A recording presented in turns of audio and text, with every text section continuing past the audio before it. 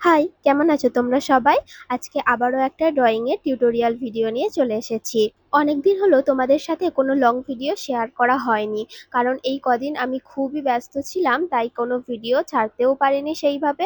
ড্রয়িংটা দেখে তোমরা হয়তো বুঝতেই পেরে গেছো আজ আমি তোমাদের কি করে দেখাবো। যে সকল বীর যোদ্ধারা আমাদের দেশের জন্য প্রাণ দিয়েছেন এবং আমাদের দেশে ইংরেজদের হাত থেকে মুক্ত করে সোনার বাংলায় পরিণত করে গেছেন, তাদেরকেই স্বাধীনতা দিবসে শ্রদ্ধা জানানোর উদ্দেশ্যে আমার এই ছোট্ট প্রয়াসটা তোমাদের কেমন লাগলো সেটা তো অবশ্যই বলবে।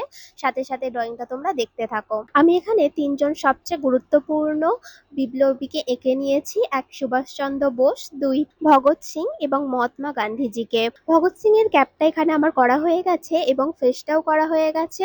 ক্যাপে যে রংটা আমি ব্যবহার করেছি সেটা হলো ব্রাউন কালার। ব্রাউনের সাথে একটু কালো মিশিয়ে নিলে তোমরা এই ধরনের কালারটা পেয়ে যাবে। ফেসের যে বর্ডার লাইনটা আছে সেখানে আমি ডার্ক কালারটা ব্যবহার করে নিয়েছি, সেই সেম শেডই ব্যবহার করেছি। খয়েরি কালার বা চকলেট কালার, যেটা তোমরা অ্যাভেলেবেল পাবে সেটাই ব্যবহার করতে পারো। যদি খয়েরি কালার থেকে থাকে তাহলে একটু ব্ল্যাক মিশিয়ে নিলেই তোমরা ওই কালারটা পেয়ে যাবে। আর যত মুখের ভিতরের দিকে তোমরা কালার অ্যাড করতে থাকবে, তত ব্রাশে যে কালারটা আছে ওটার সাথেই জল অ্যাড করে ফেসটা পুরোটা কভার হয়ে যাবে। তোমরা যদি কোনো রিয়েলিস্টিক ছবি পোর্ট্রেট করতে চাও তোমরা এই টিপসটা ফলো করতেই পারো। বেসিক কালারটা তো আমার করা হয়ে গেছে, এরপরে আমি চোখ, নাক, মুখ এগুলো করে নেব। আর এগুলো করার জন্য ব্ল্যাক কালার ইউজ করছি। আমি এখানে যে তুলিটা ব্যবহার করেছি সেটা 00। আর শুধু তোমাদেরকে আমি ভগৎ সিংটাই করে দেখাবো, অন্য দুজন মহর্ষিকে আমি আজকে করে দেখাতে পারবো না, কারণ ভিডিওটা অনেক তাহলে বড় হয়ে যাবে। সেই জন্য তোমরা একটু ভালো করে দেখলে বুঝতে পারবে যে নাকটা একটু খারাপ লাগছে, কারণ নাকটা করার সময় আমার ব্ল্যাক কালারটা এক জায়গায় পড়ে গিয়েছিল আর সেটাকে আমি তুলতে গিয়েই এই কাণ্ডটি করে বসি। যাই হোক, আমি অনেকটা চেষ্টা করেছি ঠিক করার, হয়তো সেইভাবে আর আগের মতন ঠিক হয়নি।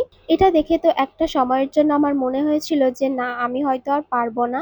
তারপর মাথাটাকে একটু ঠান্ডা রাখলাম, রাখার পর ভাবলাম যে কিভাবে আমি এটাকে কভার করতে পারবো বা আগের জায়গায় ফিরিয়ে আনতে পারবো। তোমরা অনেক সময় দেখে থাকবে তাড়াহুড়োতে আমরা অনেক সময় ভুল সিদ্ধান্তই নিয়ে থাকি, তারপরে আমাদের আফসোস হয়। কিন্তু একটু যদি বসে যাই, একটু ভেবে নিই, তারপরে কিন্তু ঠিক রাস্তাটাই বেরিয়ে আসে। সেটাই হয়েছিল আমার সাথে। ঠোঁটটা করার জন্য আমি এখানে রেড কালার ব্যবহার করেছি, আর সেখানে বর্ডার দিচ্ছি যে কালারটা দিয়ে সেটা হলো রেডের সাথে একটি ব্ল্যাক কালার ইউজ করছি।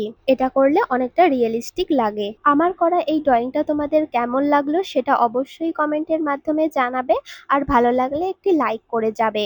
টাটা, দেখা হবে খুব তাড়াতাড়ি পরের একটি ড্রয়িং এর ভিডিওতে।